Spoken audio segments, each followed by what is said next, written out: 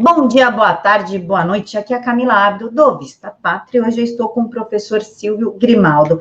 Ele que tem uma peculiaridade interessante aqui, que ele é graduado em Ciências Sociais pela USP e continua bem, são, tá tudo ok com ele. Ele também é editor do site do Professor Olavo, Seminário de Filosofia, e ele tem a grande honra de ser editor também dos livros do Professor Olavo, coisa que não é para qualquer um. Silvio, muito obrigada por aceitar falar com o Vista Pátria. Eu que agradeço o convite, Camila. Silvio, então já vamos começar aqui com essa pergunta interessante. Como que é fazer uma graduação em Ciências Sociais na USP e continuar bem, continuar ok? Cara, é difícil, viu, para falar bem a verdade. Quando eu entrei na USP, isso foi em 2000, 99, aliás, eu já era direitista, né, assim, não sei se eu era um conservador, né, como me considero hoje, mas eu nunca fui de esquerda, né, então eu tinha uma série de problemas lá dentro, né, da faculdade e tal, mas eu ainda tinha uma convivência boa, né, eu tinha bastante amigos, né. Faculdade tudo é meio festa, né, cara? Então eu não levava muito a sério, assim, as tretas e tal. E como o ambiente era todo dominado pela esquerda, assim, não havia nenhum risco à hegemonia cultural da esquerda dentro das universidades, então um cara liberal, né, era visto assim como uma esquisitice, entendeu? Não tinha muito problema, não era uma coisa muito agressiva. Até porque, naquela época, liberal era o PSDB, né? A direita era o PSDB. Né? Porque naquela época era o segundo mandato, o final do segundo mandato do governo do Fernando Henrique Cardoso. Né? E o PSDB nasceu lá dentro da USP, na Faculdade de Ciências Sociais, né? Nasceu dentro da FEFELESH. Então ali, assim, metade era petista e metade era tucano, né? Dentro da faculdade, né? Entre os alunos e os professores. Então eu passava ali meio como um tucano, então eu também tinha o meu lugar ali, né? Eu não era, né, PSDBista, nunca fui, né? Mas era encarado como tal, porque assim, se você é direita, você é a favor do Fernando Henrique, Plano Real, aquela coisa toda, que essa era a discussão que tinha, né, na época, né? Então os limites da direita na cabeça da maior parte das pessoas era a direita do PSDB, né? Gente como Reinaldo Azevedo, que publicava na época a revista Primeira Leitura, né? Era a República, né? Depois mudou para a Primeira Leitura e tal. A gente ligada a essa ala do PSDB. Então você fala, eu sou liberal e tal, já é encaixado como tucano. Então não era um ambiente tão ruim como é hoje, como são as faculdades de ciências sociais hoje, né? Mas a gente sobrevive, né? Eu tive a sorte de já, logo no começo ali, conhecer o embaixador Merapena, né, bem no começo da minha graduação, e eu fiz um ano em Londrina, né? Na Universidade Estadual de Londrina, que é aqui onde eu resido. Eu tinha feito o primeiro ano da faculdade lá, e eu tive a sorte de ter uma professora liberal, ciência política, e apesar do curso ter uma série de leituras bem ruins, né, e ideológicas, ela me passou uma série de clássicos do pensamento liberal para ler, né? Eu era meio nerd, né? Era um bom aluno, assim, então eu gostava muito de ler, ficava ali sempre com os professores, e ela, vamos dizer assim, me educou ali já no primeiro ano de Ciências Sociais, depois de Ciência Política, né, na cadeira de Ciência Política, e eu li sobre a orientação dela, pelo menos os clássicos, né? Então, li Aristóteles, não é exatamente assim um pensador conservador, né? Mas eu li Aristóteles, li Maquiavel, li Hobbes, John Locke, Burke, Stuart Mill, John Stuart Mill. Li vários autores que são considerados hoje, né, autores conservadores, sobre a orientação dela. Então eu já sei meio vacinado. Inclusive eu li até o manifesto do Partido Comunista também sobre a orientação dela, né? E aí quando eu cheguei na USP eu já sabia meus interesses, já conhecia, né, um pouco da obra do Olavo, não conhecia muito bem, mas eu já li alguns artigos dele, já achava que era por ali mesmo que as coisas deveriam ir, né? E daí logo quando eu entrei lá, eu estabeleci contato com o Meira Pena, né? Ele era presidente na época, existia um Instituto Liberal em São Paulo ainda, né? Ele era um dos presidentes, um dos diretores do Instituto Liberal de São Paulo, E ele sempre mandava uns livros, né? Livros dele ou livros de outros autores liberais. Então eu fiz a faculdade, assim, né? Fazendo em paralelo uma graduação em economia e pensamento político liberal, né? Meio no autodidatismo, assim, né? Daí foi, mas foi difícil, assim, teve várias vezes que eu pensei em desistir, sair de lá e tal, mas fui até o fim porque eu realmente eu gosto, né, da ciência, né, da sociologia e da ciência política, são coisas que realmente me interessam. Professor, qual foi a caminhada para o senhor chegar até o Olavo? Porque é um enorme mérito, né? É o Olavo. É um enorme mérito chegar onde o senhor chegou. Como é que foi essa caminhada? O que aconteceu para chegar onde o senhor chegou? Foi uma cara de pau só, né, na verdade. Eu, por conta dessa minha aproximação com os institutos liberais nessa época, porque nessa época os institutos liberais eles eram conservadores, né? O pessoal que cuidava dos institutos liberais, né, os liberais da velha guarda, né, o Roberto Fendi, o Arthur Chagas Diniz, o próprio Donald Stewart Jr., né, e o filho dele, né, era tudo gente conservador, que hoje a gente chama de conservador, né. Não eram esses libertários que depois foram aparecendo por aí, essa molecada meio maluquete, né. Era tudo gente, assim, séria, né, economistas de peso, né, em geral cristãos, né, pais de família, né, tudo cabeça branca. Era outro mundo ali, né. Então eu tinha um envolvimento ali com esse pessoal do Instituto Liberal. E tinha, na época, um concurso, que eu não sei se mantém hoje, depois que essa turma nova aí, que tomou conta lá do Instituto Liberal do Rio de Janeiro, transformou numa espécie de igrejinha do Rothbard, né, uma igrejinha libertária, né. Na época existia um concurso que era o prêmio Donald Stewart Jr., né, que era um concurso de ensaios, né. Sempre tinha um tema, assim, né, e eu ganhei um desses concursos, né, foi um dos contemplados lá na terceira edição, se eu não me engano, né. E o prêmio era uma bolsa para fazer um curso em Nova York na FIE, que é a Foundation for Economic Education, né, que é a escola, é um think tank, né, em Nova York, que foi fundado pelo Ludwig von Mises.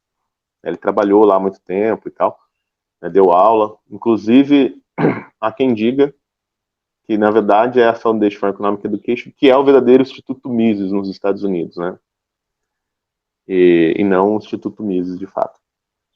Não, mas isso aí são as tretas entre os liberais, né. E aí eu fui para lá então fazer esse curso, isso era 2006, né?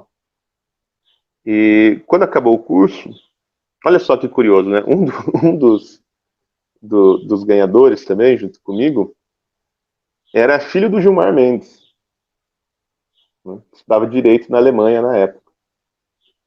E aí eu o conheci lá. Bom, acabou o curso, né? Eu tinha mais um tempo para ficar nos Estados Unidos ainda. Eu falei assim, acho que eu vou tentar visitar o Olavo. Ele já morava lá, porque ele tinha se mudado para lá em 2005. E eu já era aluno dele, eu tinha feito os cursos dele na Realizações de São Paulo enquanto eu estava na USP, né? Não era um aluno muito assíduo, assim, porque eu era estudante quebrado, né? Então não tinha muita grana para ir nas aulas e tal. E aí, no Orkut, né, a Roxane tinha visto que eu estava nos Estados Unidos e mandou uma mensagem assim, se você quiser dar um pulo aqui em casa, vem nos visitar e tal, porque eu bati um papo com ela, né, pela internet. E sabe que assim, quando a pessoa te convida por educação, sabe, passa em casa com a hora para tomar um café? Então, eu dei aquela de visitante chata e fui. Falei, tá bom. Convidou, eu vou, né, cara? Porra, ir pra casa do Olavo. Aí eu saí de Nova York, desci até a Virgínia, né? E fui passar um final de semana lá na casa do Olavo. Mas o negócio era tão legal e tão divertido que eu fiquei 8 meses. 8 meses lá morando com o Olavo, né? Estudando pra caramba. Acho que nesses 8 meses foi a época que eu mais estudei na minha vida. E E aí já comecei ali a trabalhar com ele, ajudando em algumas coisas assim, práticas ali do dia a dia, né, dele, da casa dele, etc. E mexendo com o site, ajudando na atualização do site, né, que era o olavodecarvalho.org. Né? Porque sempre tinha pessoas que sempre teve problema, né, com quem administrava o site. Aí eu peguei, fiz uma espécie de uma reforminha no site, entendi um pouco disso aí, né, e começamos a trabalhar com isso. E aí em 2000 aí ele começou a dar vários cursos nos Estados Unidos, na casa dele. E eu comecei a ajudar na organização desses cursos, gravação, documentação do curso, tudo. Em 2008, né, ele tinha saído do Jornal do Brasil e tinha sido mandado embora, né, do Jornal do Brasil, por conta dos textos dele sobre o Foro de São Paulo. Estava escrevendo só no Diário do Comércio, mas a grana era muito pouca, né, então ele precisava arrumar alguma outra coisa para conseguir sobreviver lá nos Estados Unidos. Já dele estava indo para a faculdade e tal. Daí a gente pensou que dava para fazer, tinha um monte de livro para editar e tal, mas né, naquela época o mercado editorial era muito fraco. E aí surgiu a ideia de fazer o site. Né, porque quando esqueci de contar uma outra coisa, né? Antes disso, a gente tinha lançado o True Outspeak. Né? E foi em 2006, final de 2006. Eu estava morando lá, eu ficava um tempo em Boston, que eu trabalhava lá, tinha alguns amigos, parentes em Boston, então eu ia para Boston, ficava um tempo lá e descia, ficava um tempo na casa do Olavo. Né? E aí, nesse período, a gente criou o True Outspeak. Ele fez uma série de podcasts, né, de gravações com o Yuri Vieira, né, para um podcast que o Yuri Vieira, que acho que foi o primeiro podcast brasileiro que teve, que chamava O Garganta de Fogo. Aí o Olavo deu 4 entrevistas bem longas para o Yuri, acho que tem no YouTube, o pessoal pode procurar, O Garganta de Fogo. E ali no final o Olavo falou assim, gostei desse negócio aqui, se alguém montar aí um esquema para eu falar, eu faço um rádio aí toda semana. E aí eu peguei e montei, eu sabia que tinha o site, né, do Blog Talk Radio, que era uma plataforma nova que o cara estava lançando ali de streaming ao vivo por telefone, você ligava, né, você montava a conta, eles te davam um número de telefone. Aí você ligava para aquele número e entrava no ar. Né? E aí montamos e foi um sucesso, né? O True Outspeak. E aí só que não dava dinheiro, né? Você não conseguia monetizar. E aí a gente pensou e chegamos à ideia de montar um seminário, né, de filosofia. O seminário começou, a gente colocava algumas gravações que o Olavo fazia, muito material que ele tinha produzido, né, ao longo dos anos. E aí, em 2009, se não me engano, ou no final mesmo, 2008, não lembro muito bem as datas, aí a gente lançou o curso mesmo online, né, com aulas ao vivo todo sábado. E aí, desde então, eu tenho trabalhado com ele. Aí, de lá para cá, nós montamos as editoras, né, justamente para poder publicar a obra do Olavo, né, e assim fomos indo, né, hoje estamos aí, né, com o site funcionando, com, né, o seminário de filosofia, com bastante aluno, temos, deixa eu ver ali, sei lá, deve ter uns 20 livros hoje do Olavo no mercado, só da Vide, né, sem contar o Mínimo, o Imbecil, que a Record editou, né. E foi assim que eu tenho trabalhado com ele há 13 anos. Professor, quem não gosta do Olavo, diz que o Olavo cria zumbis, que cria seitas, que cria pessoas incapazes de pensar fora daquilo que ele quer. Como é que o senhor vê essa afirmação, estando tão próximo dele e sabendo que ele tem já uma certa idade, alguns problemas de saúde, para ficar aguentando esse tipo de coisa? Como é que o senhor vê, assim, de forma panorâmica, a situação da afirmação e dele enquanto professor que está tentando reeducar as pessoas? Esse aí é um cacoete da mídia, né? Só gente débil mental, tipo o Rodrigo Constantino, que fica repetindo essa besteira. Né? Não tem. Uma seita é um conceito sociológico muito claro. Né? Você tem vários elementos que constituem uma seita. Nenhum desses se aplica, né, ao Olavo. Talvez o de ter um líder carismático. Né? Que, obviamente, o Olavo é uma personalidade carismática. Ele não é líder de nada, né?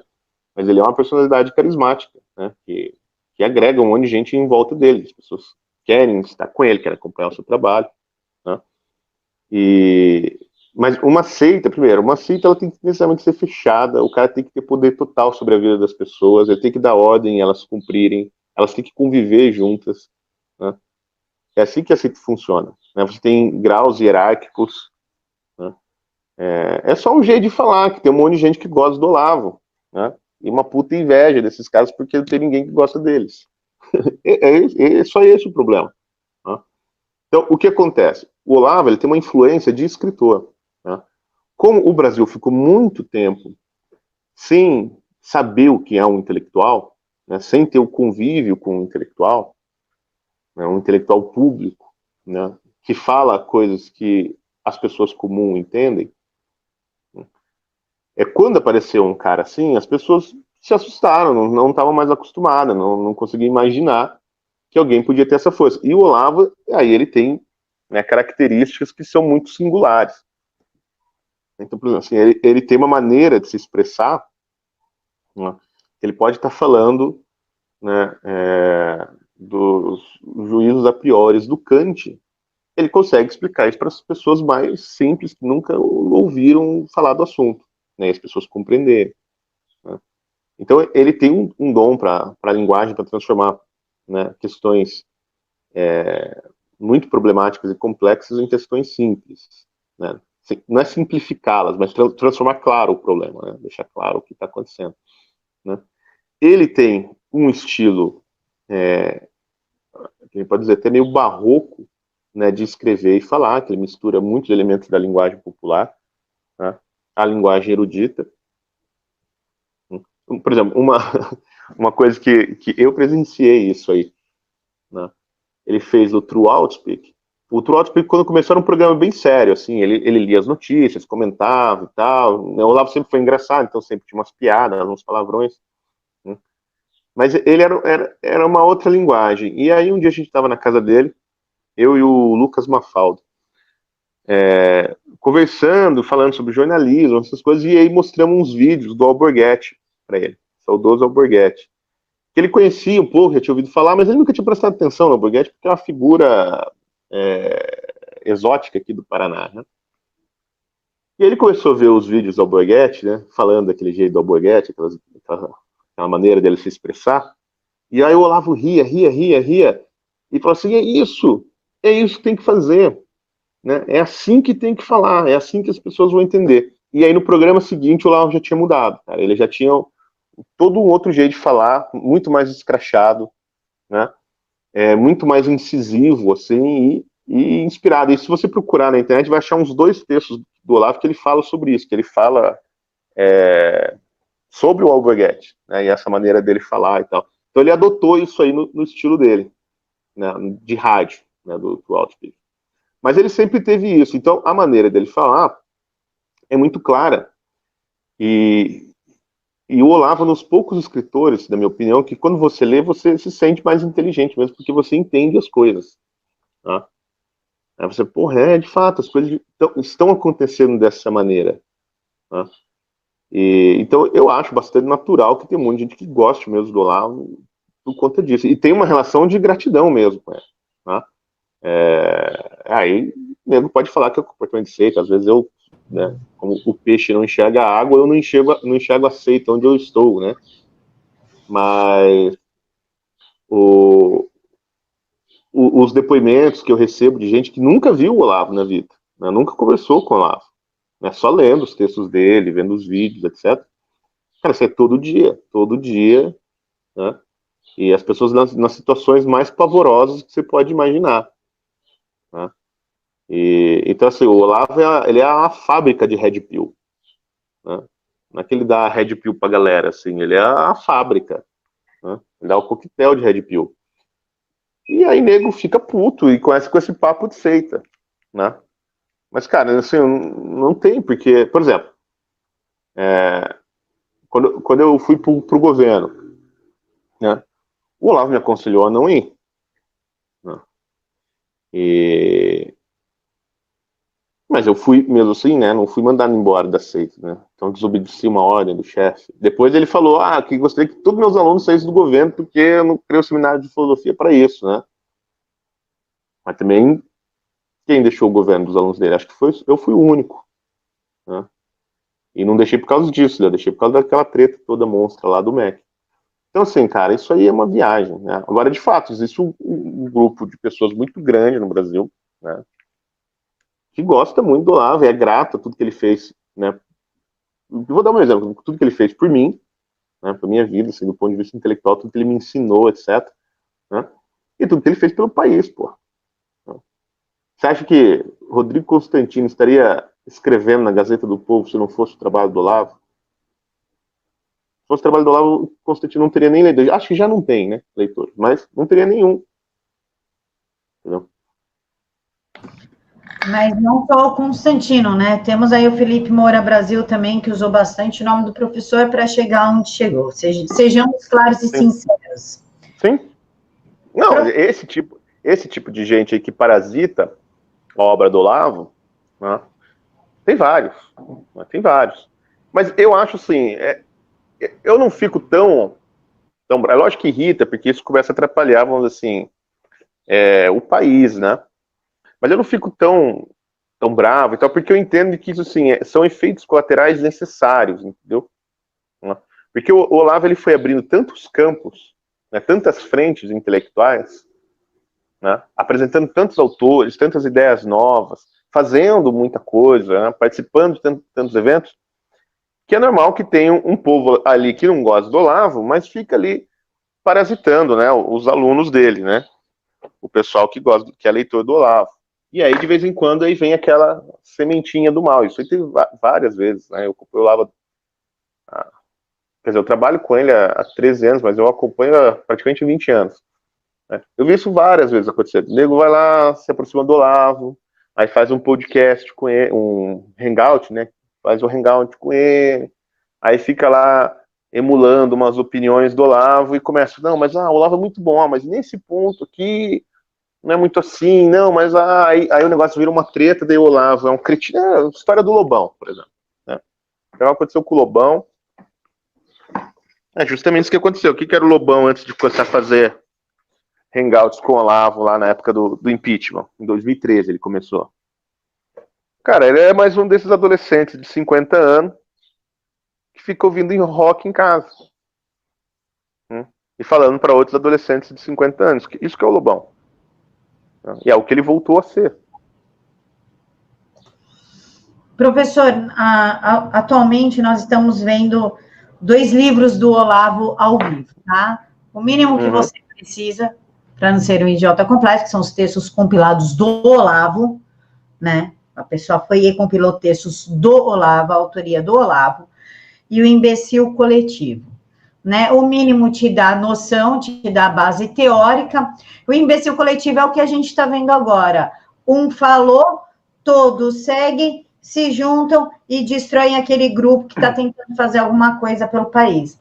Como é que o senhor colocaria o imbecil coletivo na perseguição que estamos sofrendo em relação à CPMI da fake news e toda essa destruição de reputação que eles estão fazendo, perseguição de assessoria política e todo esse parâmetro, assim? O imbecil coletivo, que as pessoas precisam lembrar que ele não é um fenômeno da esquerda. Né? O Olavo nunca o definiu assim. O imbecil coletivo, na definição clássica do Olavo, é um grupo de pessoas, né, de intelectuais de inteligência mediana que se reúnem para imbecilizar uns aos outros.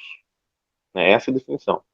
Quando eles estão sozinhos, eles até que são mais inteligentes, mas aí quando eles se juntam e começam a lamber o outro, eles ficam burro pra cacete. Né?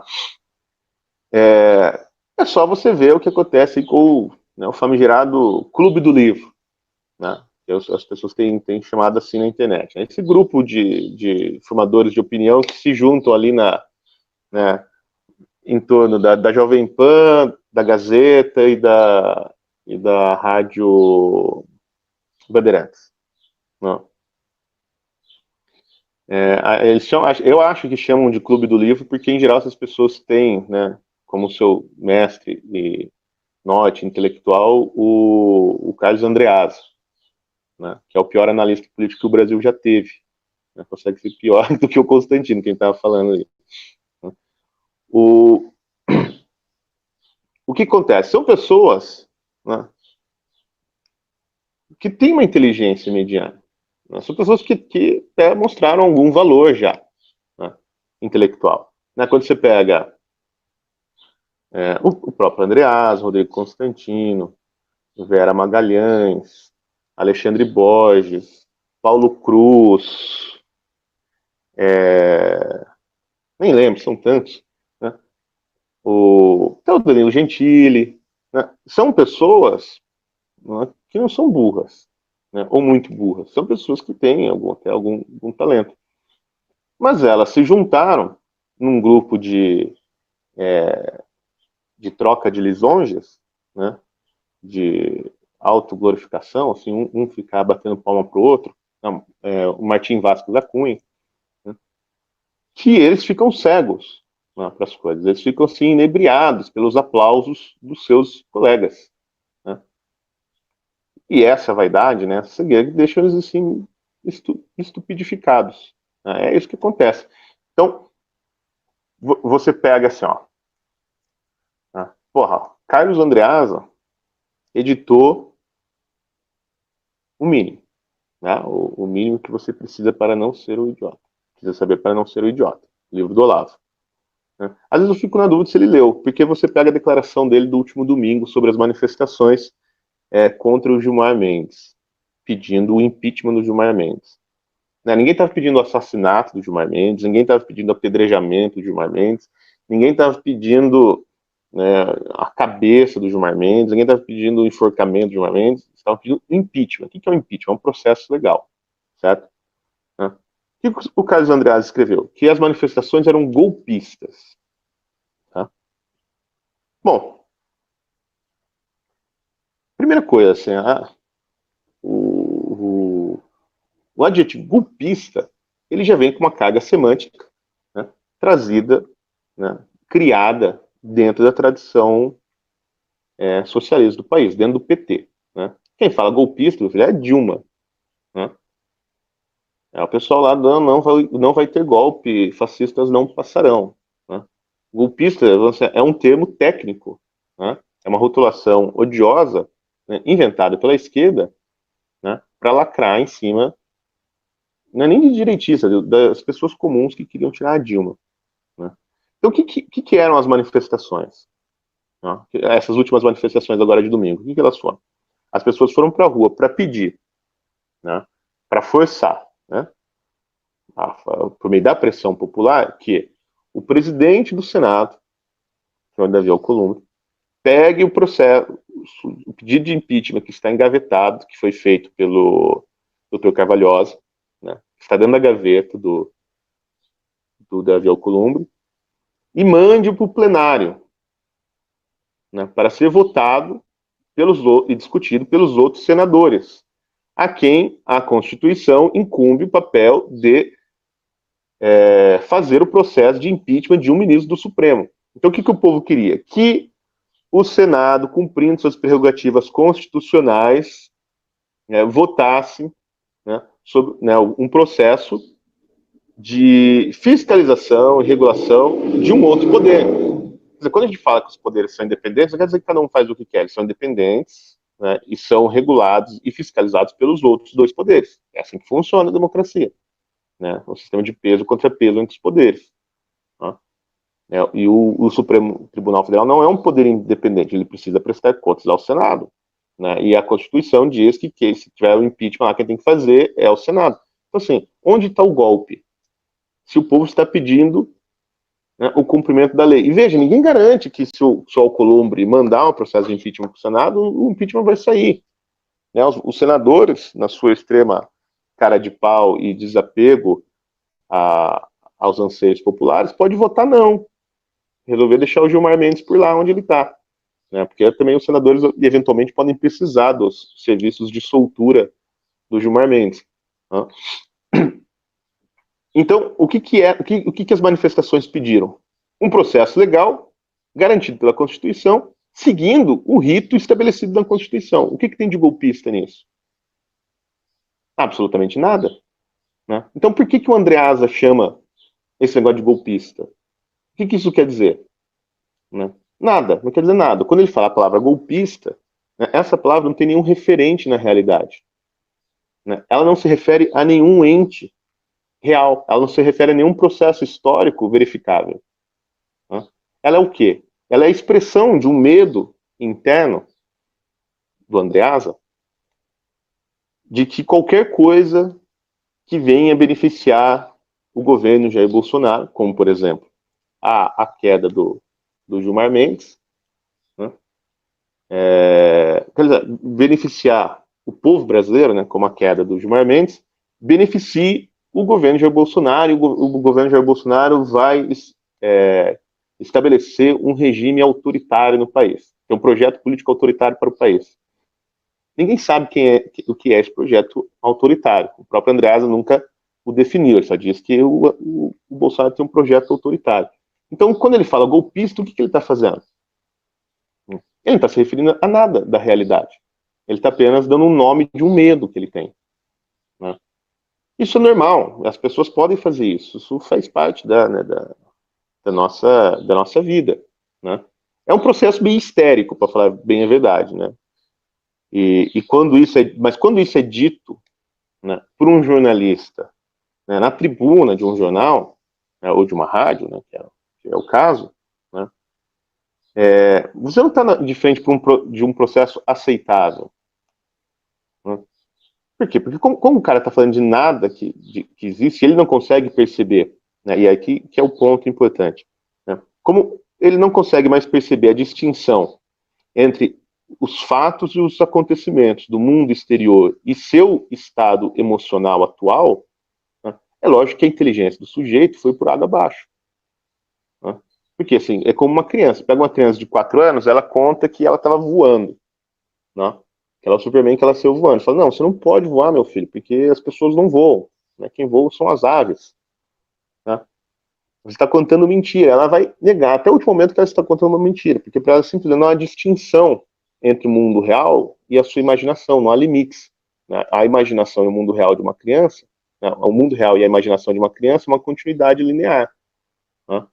Até mais ou menos ali os 5 anos ela começa a perceber que o que acontece dentro da sua cabeça e fora da sua cabeça são coisas distintas, né? O Andreasa regrediu a esse estágio, né? E por que ele regrediu esse estágio? Porque a cada besteira que ele falava enquanto ele era colunista da Jovem Pan, ele tinha uma claque que o aplaudia, né? Em geral, era só um grupo, não tem nada a ver com posição política, é só um grupo de pessoas que criam ou empregos na Jovem Pan, né?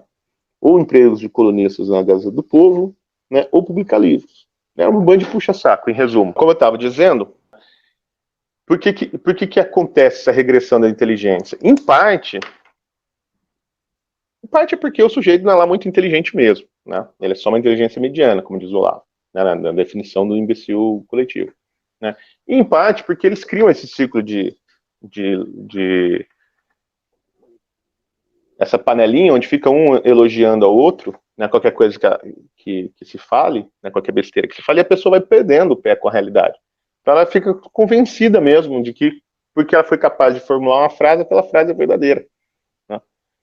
Então, assim, todo esse fenômeno, voltando então à sua pergunta, que eu estava usando um Andreasa só para dar um exemplo. Todo esse fenômeno da CPMI, das fake news, da tal da denúncia da milícia virtual bolsonarista, né, dos MAVs, sei lá, cada hora eles dão um nome, né? Antes eram os jacobinos, né? Um pouco é um fenômeno de histeria, né? E um pouco é burrice mesmo, porque assim, como eu estava dizendo, elas são expressões que não se referem a nada. Por exemplo, quando você lê a matéria lá do Felipe Moura Brasil, né, sobre os MAVs, o tom da matéria é de denúncia grave, né? E sabe por que eu li a matéria? Porque na chamada da matéria e no primeiro parágrafo dava a impressão, né, de que o Alan recebia dinheiro do Eduardo Bolsonaro para virar puxa-saco do governo. Esse é o tom da matéria, né, que está assim na cabeça da matéria. Mas quando você lê, não, é uma mistura de coisas, né? Então, assim, é uma milícia bolsonarista que ganha dinheiro público para atacar os inimigos do Bolsonaro na internet, né? e eles se reúnem em grupos do WhatsApp, né, para fazer reuniões secretas e estabelecer as estratégias dos seus alvos, né, contra os seus alvos. Bom, mesmo que fosse tudo isso, nada disso seria crime, né, nenhuma coisa assim inédita na história da humanidade, na história política de qualquer país. Mas, quando você pega a matéria, então, cara, é impressionante, é impressionante a mongolice do jornalista. Porque ele fala assim, não, eles se reuniram num hotel, né, numa reunião secreta, e tá aqui a conversa que fala que aquilo era uma conspiração, né, que os jornalistas não podiam saber porque o hotel era o bunker da conspiração. Sabe qual era a expressão que o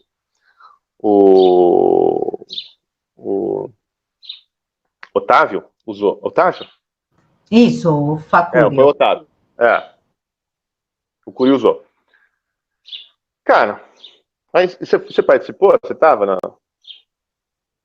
Eu participei, inclusive a frase minha que ele tirou do contexto foi que eu estava falando do tamanho do local utilizado. O local é grande, é bem grande, e eu não sei como que ele conseguiu botar isso num contexto criminoso, até agora eu não entendi.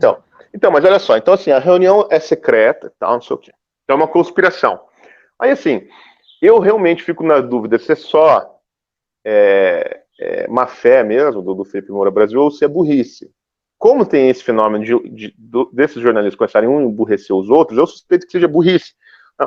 Porque se ele não consegue perceber o tom sarcástico das falas do Cury, né, sobre conspiração e tal, não sei o quê. Né?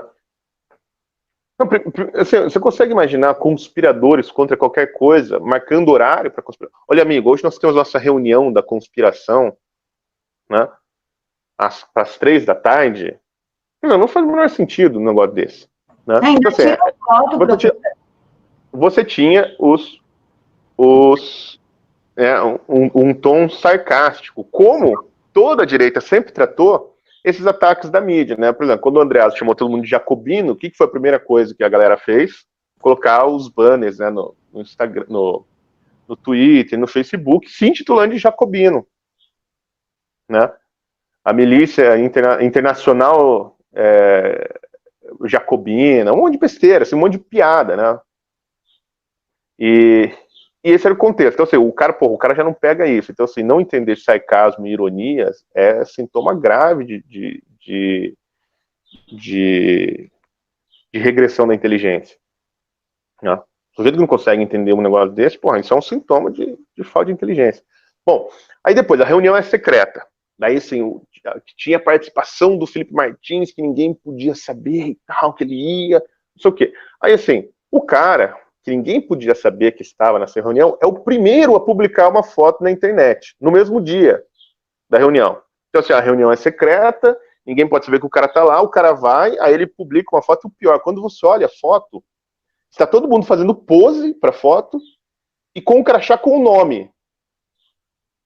Então, que diabo de reunião secreta é essa que tem foto oficial publicada nas redes sociais e em sites da internet? Onde todo mundo aparece com o nome num crachá, fazendo pose. Assim, isso está no mesmo parágrafo. O cara escreve que a reunião era secreta, era uma conspiração, que ninguém podia saber que o Felipe Martins está lá, e ele mesmo escreve. Que o Felipe publicou a foto, que depois o Crítica Nacional, se não me engano, publicou a matéria, descrevendo tudo que aconteceu lá. Né? Mas... isso aí é um sintoma grave de demência, de burrice. Não é possível um negócio desse. Aí, aquela coisa jogada, né? O Alan mora numa casa no Lago Sul e tem um Corolla alugado na garagem. Tá. Né?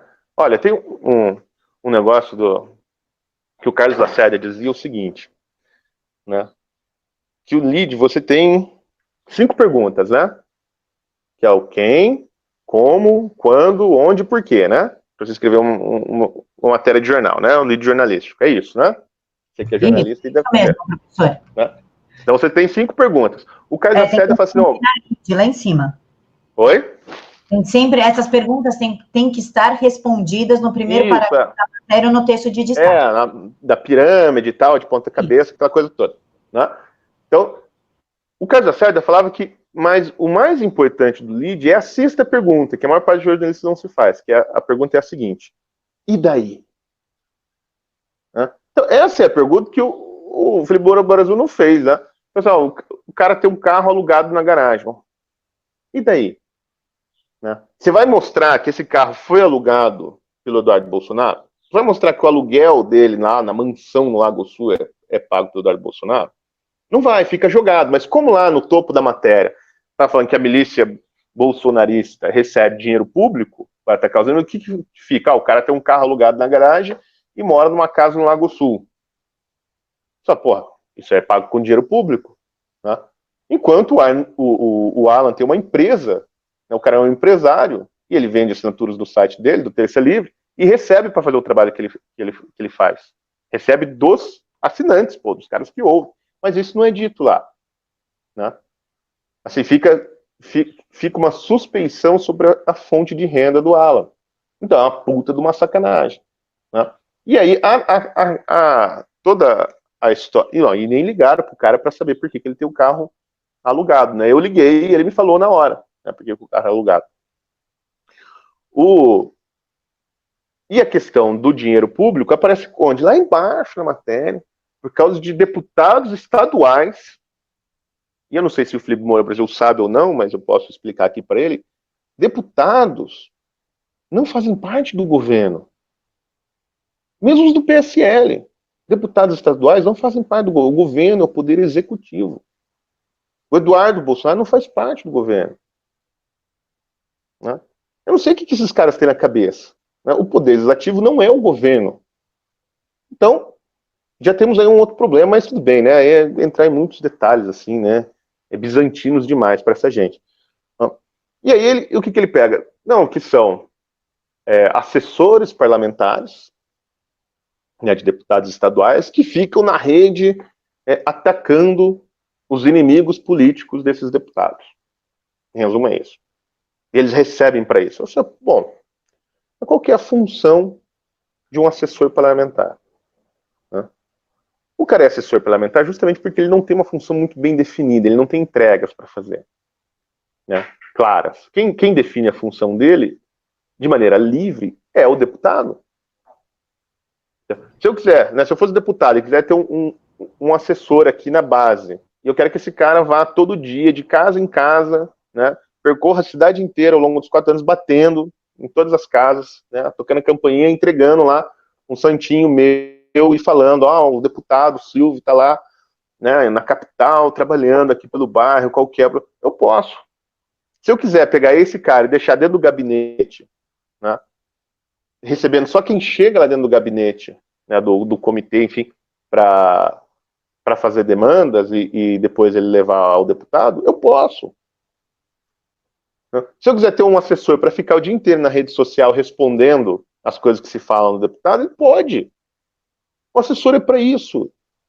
Tá lá em todos os estatutos, para que funciona o assessor, como é o trabalho dele. Então, assim, é óbvio que defender a imagem pública de um parlamentar é função do assessor parlamentar. Né? E é óbvio que o cara ele ganha para isso. Né? Agora, o modo de fazer isso é outro assunto, isso não entra em questão. Né?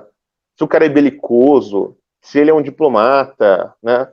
Não importa, né, a maneira que ele vai fazer. Ele ganha para isso, ele ganha, né, justamente para defender a imagem do seu parlamentar. E às vezes essa defesa da imagem exige o ataque aos seus inimigos políticos. Porra, política é treta, isso que as pessoas precisam entender. Política é treta. Né? Os únicos que vêm com o papo de que, não, vamos sentar e conversar, a gente não é político. Né? Política é conflito. É para isso que serve o parlamento. O parlamento serve justamente para as pessoas brigarem no parlamento e não saírem na porrada na rua. Né? Assim, esse é o princípio mais liberal, né? A política parlamentar é isso, ela representa os interesses dos indivíduos do parlamento, daí lá dentro do parlamento você quebra o pau, né? Pela representação dos interesses individuais, de modo que as pessoas não precisem se matar na rua para defender seus interesses. Agora, quando isso acontece, as pessoas ficam meio escandalizadas, hein? Com dinheiro público e tal, não sei o quê. Aí a gente pode discutir se é certo ou errado ter tantos assessores, se a verba de gabinete não é demais, tudo isso aí pode ser discutido, isso aí, enfim, não é o assunto. Né? O assunto é, assim, há uma distorção óbvia da realidade das coisas ali. Né? E aí, quando você vê isso, né, acontecendo, essa matéria porca, né? Por exemplo, outra coisa bizarra da matéria é quando ele publica, né, lá, ele comenta o fato do Leitadas, ou do Dex, sei lá quem, né, pedir emprego pro Bolsonaro. Ela tá vendo lá, a milícia, ela não conseguiu a boquinha, mas eles estão lá pedindo, né, emprego pro Bolsonaro, né, se oferecendo para trabalhar. Bom, primeiro que eu acho mesmo que o Dex e o Leitados, que são dois perfis são dois pseudônimos, né, do Twitter, quando eu acho que de fato que eles fariam um bom trabalho na comunicação do governo, né, e não há nada demais eles falarem isso, mas assim, os caras estavam numa piada, o cara falou assim, me dá um Motorola com a tela quebrada, né, que eu faço o trabalho do Fábio, da Secom, muito melhor do que ele e ainda passo café. Né? Foi isso que ele falou. Porra, qualquer ser humano normal entende que isso é uma piada. Né? Que é a mesma coisa, assim, porra, esse cara aí eu bato nele com a mão nas costas. Né? Isso aí é bolinho. Né? O que ele tá fazendo? Ele tá fazendo uma crítica ao trabalho da Secom, ele não tá pedindo emprego, porra. Né? Qualquer nego entende que isso é uma piada, menos o Felipe Moura Brasil e os caras que leem a matéria. Né? Que precisam desesperadamente se agarrar nessa narrativa. Né?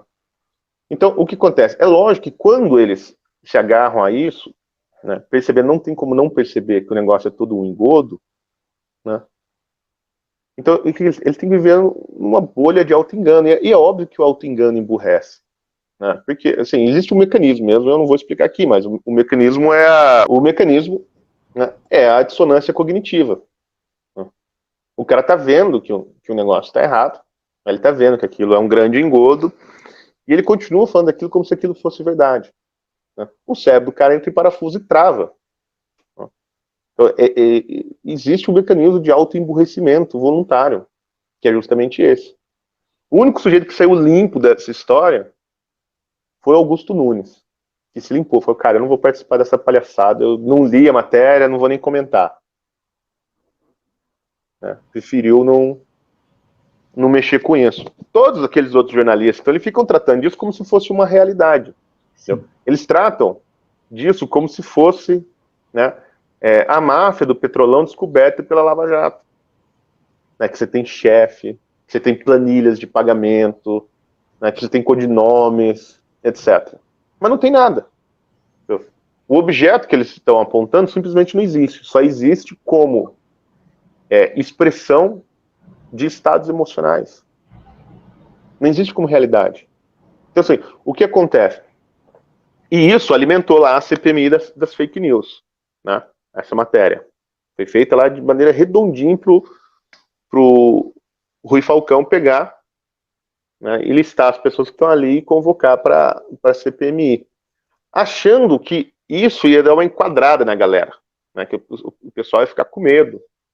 Né? Aí foi o Alan lá, jogou uma bomba atômica na CPMI, né, fez todo mundo de trouxa, fez todo mundo passar vergonha, né, principalmente o Rui Falcão e um certo bosta, todo mundo ficou passando vergonha ali com o Alan. Né? E agora o que vão fazer? Bom, agora eles vão parar com as convocações, estão achando melhor só fazer convites mesmo.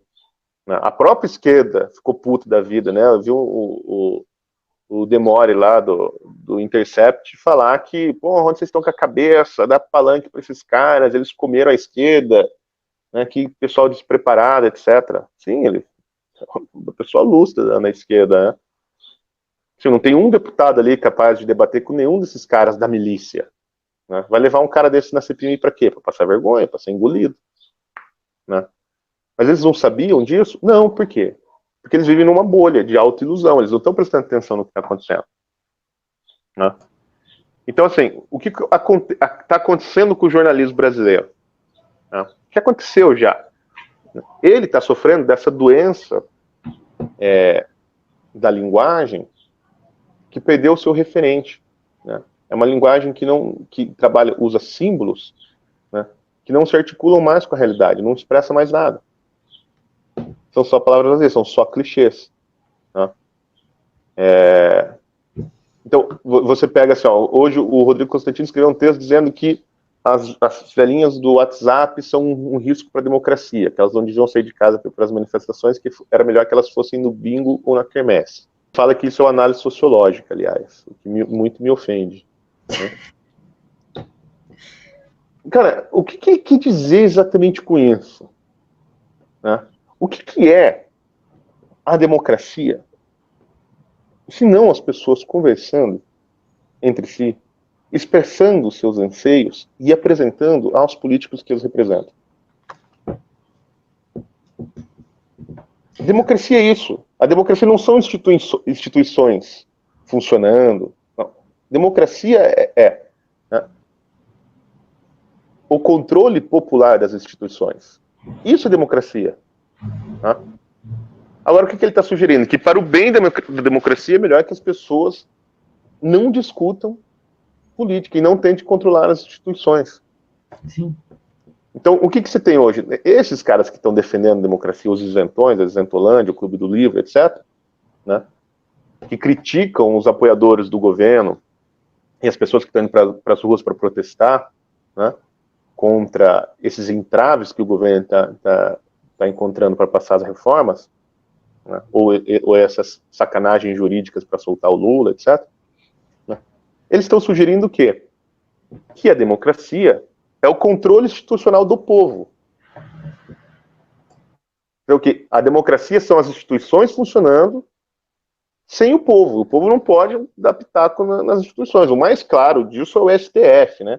Assim, e agora na figura do Toffoli, né? Que quer fazer coisas que não tem nenhum cabimento, começar a criar essa lista de operações do COAF. Né? Então, assim, qual é o processo pelo qual essas pessoas que são medianamente inteligentes precisam passar para chegar a afirmações desse tipo, né, de que a democracia é o controle institucional do povo e não o contrário. Então, é lógico que é um processo de emburrecimento dessa gente. Né? Eu não estou falando da esquerda, veja bem, eu não estou falando da esquerda. Estou falando disso que agora a gente está chamando de nova esquerda, né? Eu estou falando desse pessoal que brigou lá contra o PT, que pediu o impeachment da Dilma. Né? Desses intelectuais liberais, os isentões que a gente chama. Né? Que são todos, assim, mais ou menos de direita, né? Que são pró-livre mercado, né? São contra o PT, né? Querem o Lula, mais ou menos, né? Né? Não sei se querem o Lula preso, né? Parece que o Andreas não quer, né? Que ele tá lá, Lula livre, o Reinaldo Azevedo também tá Lula livre, enfim. Né? Mas por quê? Porque eles querem as instituições funcionando, dependendo da vontade popular. Né? Então, assim, esse processo, né, o imbecil coletivo, que o Olavo falou lá atrás, né, ele não é monopólio da esquerda. Ele veio como uma bomba atômica na direita, sobretudo, vamos dizer assim, na centro-direita, né, e dizimou com a inteligência desse povo.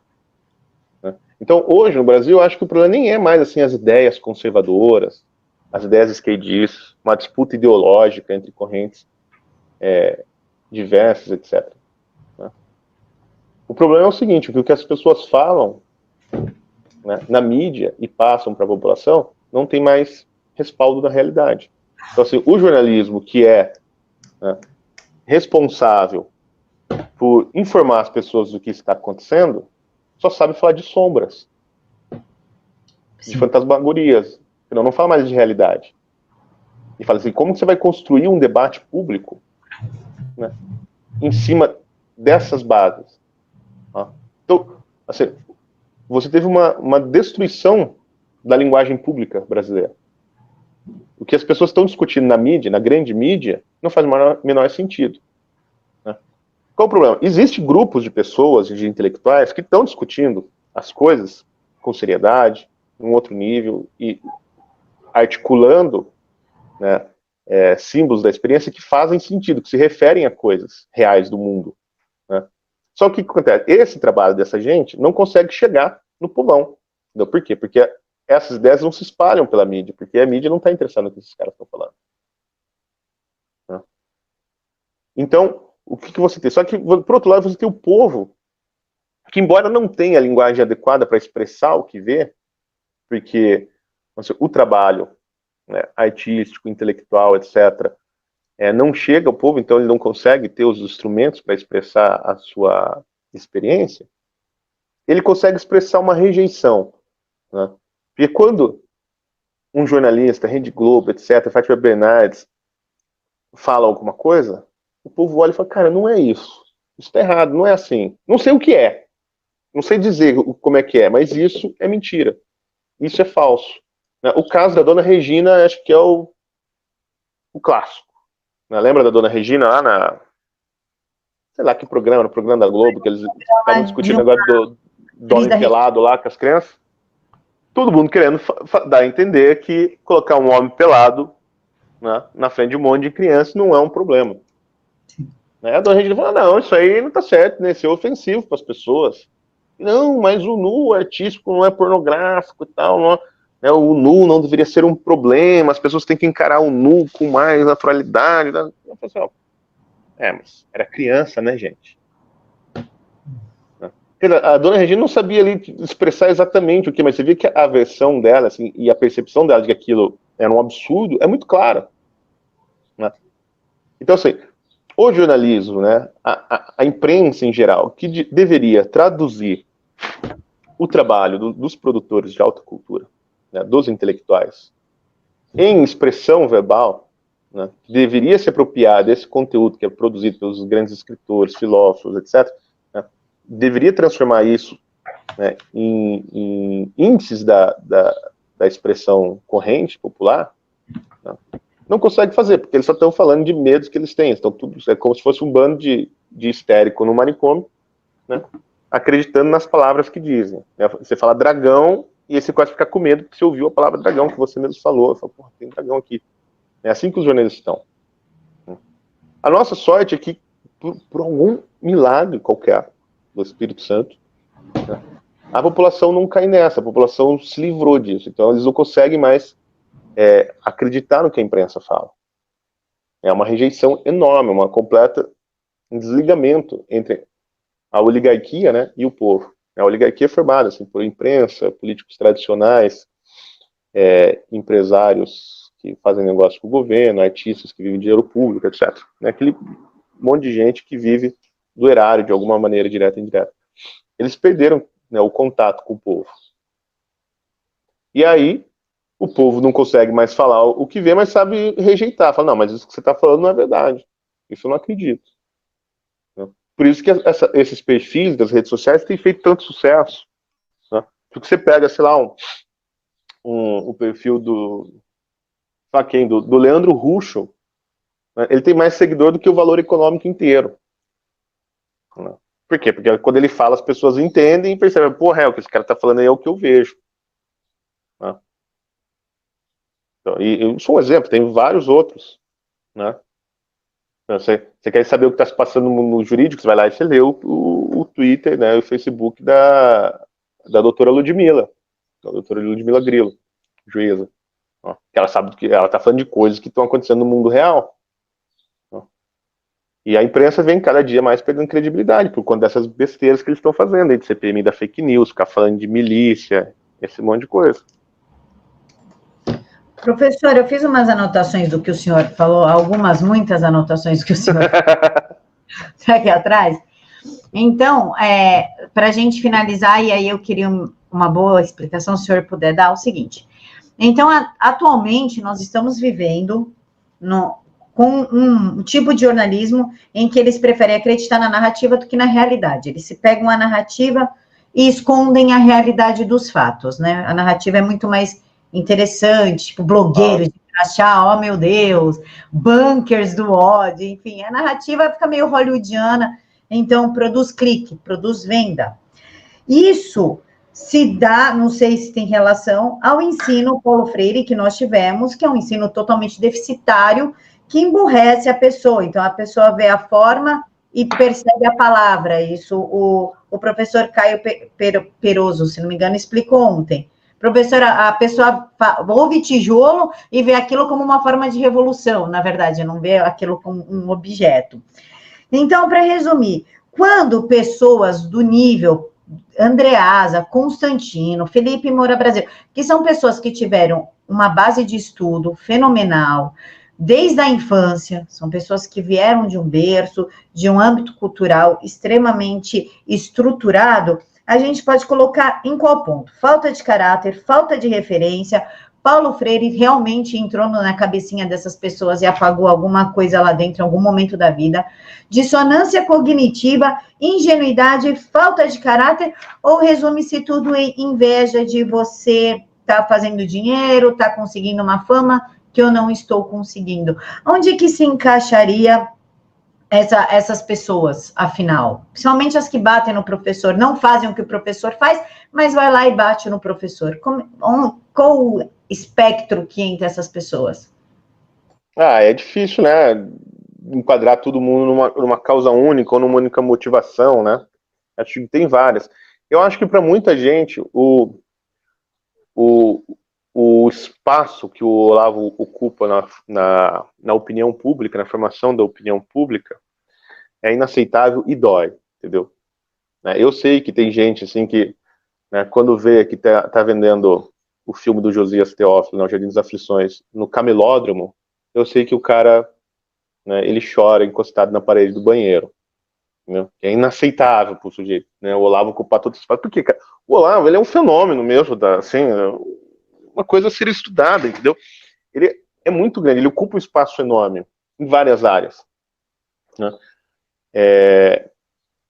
E as pessoas têm uma necessidade de rivalizar com o Olavo. Eu não sei por que o cara entrou nesse negócio de opinião pública, ele já tem que demonstrar lá que ele não tem nada a ver com o Olavo, ou o Olavo até que é legal, mas eu sou limpinho. Tá? Então, o tamanho do Olavo incomoda. Tá? Porque toda essa gente sabe que dificilmente chegará a ter o peso, a influência, a clareza, né, o brilhantismo, etc., do que o Olavo tem. Né? Falar com as pessoas, né, do povão. Né? Se você pegar, cara, o que tem de relatos, tem, né, o meu carteiro aqui é fã do Olavo, cara. Ele chega aqui, né, trazendo coisas, às vezes tem pacotes que o Olavo compra e manda entregar aqui em casa, né, de livros. E o cara perguntou, pô, mas esse Olavo aqui, ele é aquele cara lá da internet? Eu falei, cara. Pô, ele mora aqui? Eu falei, não, ele mora nos Estados Unidos, né? Mas às vezes ele manda as coisas pra cá. Pô, eu sou fã dele. Ele começou a mostrar o celular dele, assim, nos grupos do correio, que ele fica mandando vídeo do Olavo e tal. Cara, meu, as pessoas querem ver. Então você vai falar, pô, o carteira é mesmo da seita? Né? Então as pessoas querem ver o que o Olavo tá falando, porque elas percebem de alguma maneira que o que ele tá falando faz sentido. Você acha que alguém chega em casa, Camila, né, do trabalho, cansado, fala, deixa eu abrir aqui o computador, aqui o Twitter, para ver o comentário da Vera Magalhães? Lógico que não. Você acha que alguém faz isso, cara? Não. Não, quando que você vê? Quando você tá, né, no Twitter, daí você vê que alguém retweetou alguma coisa dela zoando ela. Aí você fala, deixa eu ver a besteira que ela falou. Aí você clica lá e lê. Ou quando você tá preso no trânsito, ouvindo a Jovem Pan, e aí você tem que ouvir as besteiras que ela fala, porque senão se mudar para outra estação só tem música sertaneja. Tá? Entendeu? Aí você fica, agora assim, por escolha própria, alguém vai atrás, compartilha o negócio dessa gente. Não tô falando dela, mas existem vários outros. Né? Ninguém faz isso. Né? Ou uma parcela muito pouca, assim, de pessoas lá do Leblon, entendeu? Mas as pessoas normais não fazem isso. Né? Então, esse peso, esse espaço que o Olavo ocupa é um peso para essa gente. Né? Então precisa destruir a imagem do Olavo, lógico. Né? Que daí, porra, daí o Olavo saindo abre espaço para uma galera, né? Ficar brincando aí de formador de opinião. Né? Então o tesão, né, para ver o nome impresso é muito grande. Isso aí o Nelson Rodrigues falava, né? Nas confissões dele, ele conta como assim, ele foi cada vez apelando mais nas peças dele, nas peças de teatro, porque ele está viciado, né, nesse tesão de ver o nome impresso. Né, o nome dele impresso nos cartazes do teatro, nos jornais, etc. Né? Então ele fala assim, ele fala, o que aconteceu? Eu me tornei escravo do público. Né? Isso, cara, isso acontece, é uma vaidade, né? Os caras querem estar lá como formador de opinião, etc, né? Querem ser. No final, vocês falam que o Olavo é guru, mas todo mundo queria ser a porra do guru, né? O líder das massas. Né? Mas eu acho que há uma queda mesmo da inteligência desses opinadores de mídia hoje. Eu acho que eles estão ficando burros, eu acho que eles não eram, né? O próprio Reinaldo Azevedo, ele escreveu análises brilhantes, né, sobre o PT na época, sobre o Foro de São Paulo. Cara, o que ele fez? Ele virou um empregadinho do Aécio. Né? O cara destruiu a carreira dele para ficar defendendo o Aécio Neves. Né? E ele foi emburrecendo. Você olha, o Reinaldo Azevedo virou parece um personagem do South Park, né? Ele virou um sujeito assim, grotesco, bizarro, até de olhar para a cara dele. Né? Parece um clown. Né? Né? Então ele era lá o Rottweiler, né? Rottweiler, era isso que é o nome do livro dele? Era o Rottweiler contra o PT e o cara tá lá defendendo Lula livre.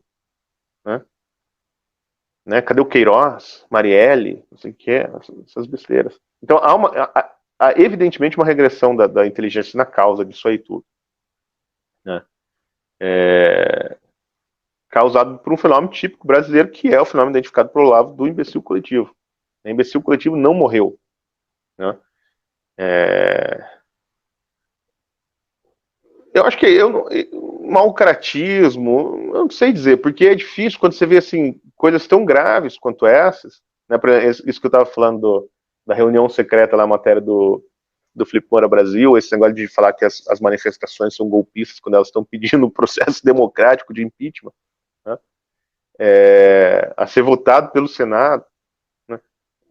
Já, pô, será que alguém tem a cara de pau de forçar de maneira tão grande a análise assim, né, a descrição das coisas, né, só na má intenção? Eu acho que é um fenômeno grave de burrice mesmo, assim, de estupidez. Né? É lógico que tem um ou outro que é mal intencionado, né? Tem o outro aí que é rancoroso, né? Porque não conseguiu um cargo lá no Ministério da Economia, né? Que a gente sabe, tem uns aí que ficaram, Na né? Secom. De fora da Secom. Tem gente que não conseguiu cargo na Secom, achava que assumia a comunicação. Então, isso tem, né? Tem esses rancorosos aí, né?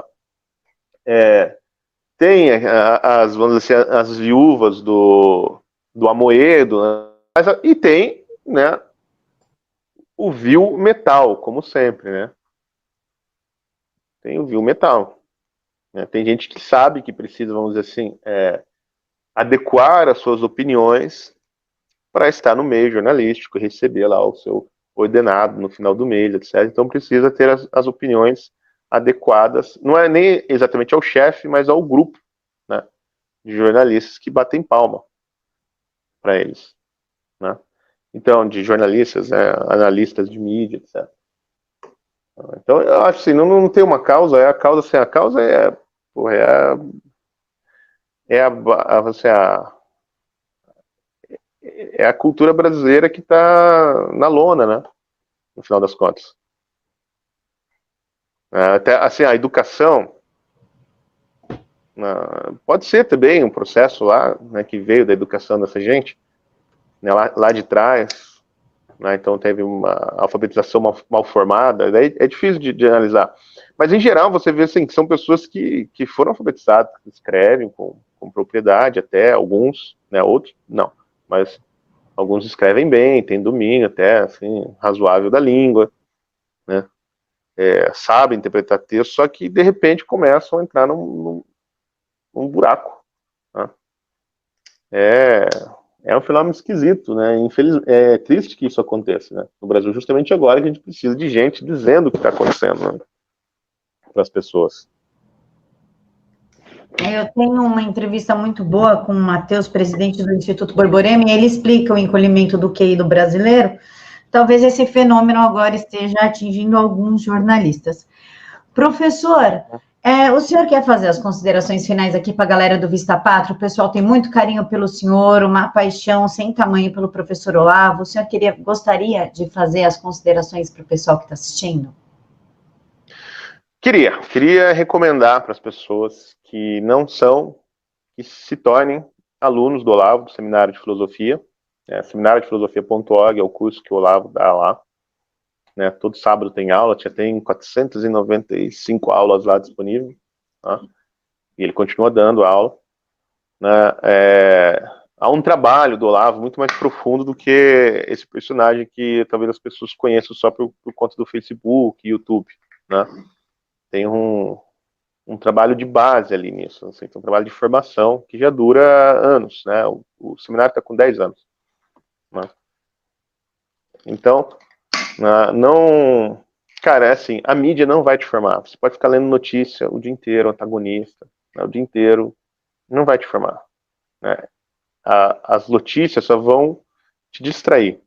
Então, estude. O melhor lugar que eu recomendo para as pessoas estudarem hoje é o Seminário de Filosofia do Olavo.